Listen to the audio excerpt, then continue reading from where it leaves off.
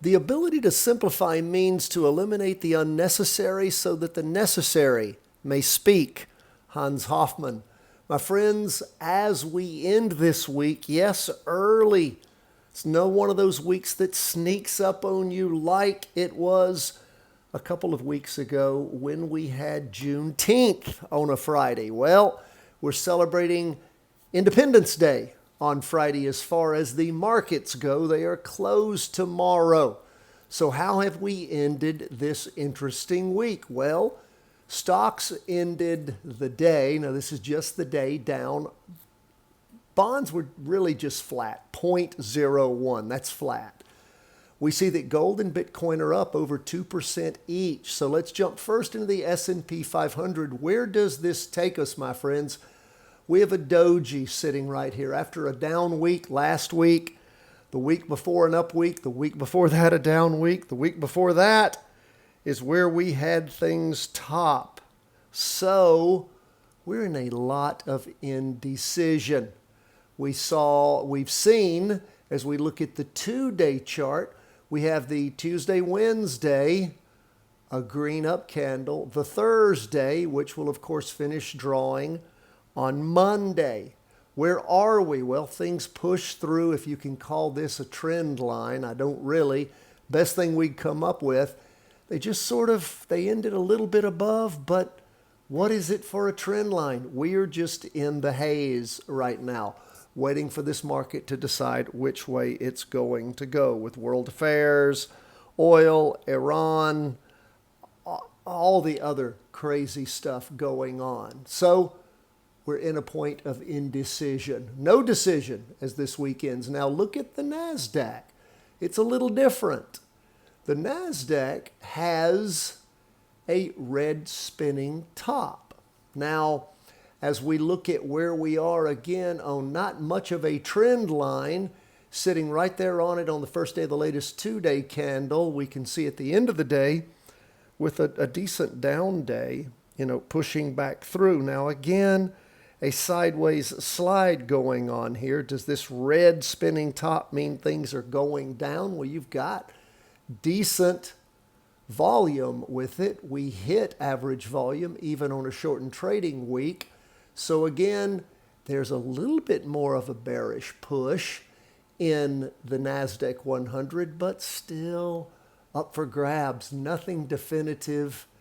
I do like red spinning tops for crossovers going down. I do like that. After you have a nice topper, and it's hard to sort of call where that is. Really hard. You have to go back several weeks to have where things peaked up.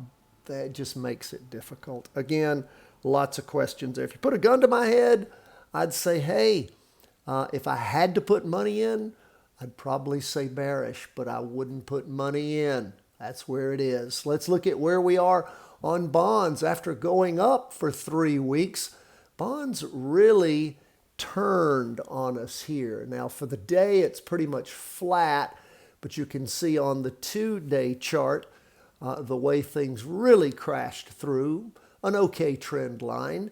And you can see how on the half day it stayed below it. Again, sort of hitting around the same mark, around the 85.47 mark.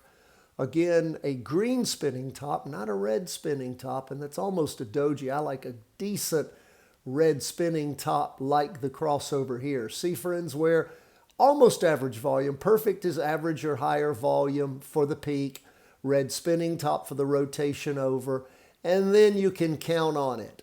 This one here, hard one. Again, lots of questions. If the stock market heats up next week, bonds may very well take off again. If everything crashes down and burns over the Independence weekend holiday, then you can expect it to go down, but no definitive call there. Now, look at this. Gets even more interesting as we get into gold. What is up with gold? Gold tracking down for weeks and weeks. We said we might have a floor here, and it does look like gold stalling again, staying right below the weekly trend line on the 2-day and the half day, up decently, 2.03%. But again, Gold may be bouncing.